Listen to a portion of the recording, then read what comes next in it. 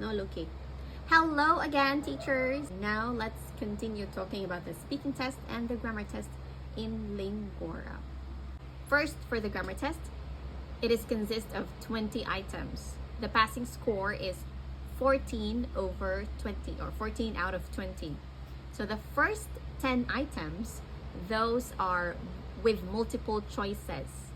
So you have to review possessives, prepositions, tenses of the verbs, subject-verb agreement.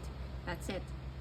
And for items 11 to 20, those are fill in the blanks. You have to fill in the correct verb forms. So for example, I have here a board, a whiteboard. So here is an example. I blank and then in a parenthesis, sleep when my dad came. You just have to provide the correct verb form. So for sleep, what is the correct verb form? I was sleeping when my dad came. So you just write or type was sleeping.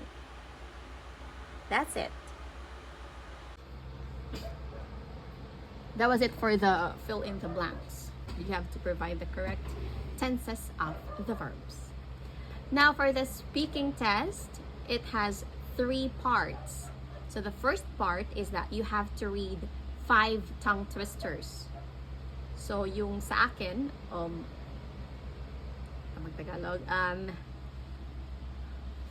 so the 5 tongue twisters that I have read, we're focusing on the TH sound. Okay, so you have to read the tongue twisters twice before moving on to the next tongue twister.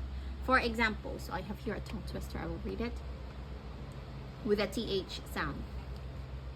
The thin thief threw 3 things through the thick thorny thicket. Read it again. The thin thief threw 3 things through the thick thorny thicket. And then you have to proceed to the other tongue twister. You have to read it twice, proceed, read it twice, proceed, read it twice until you finish reading the 5 tongue twisters.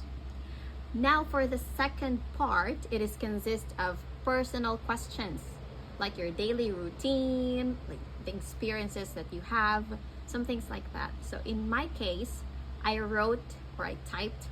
typed my answers, then after which I just read it while I was recording. You just have to record your voice while you're answering those questions. No video, only your voice, only audio. Okay, so those were 3 personal questions.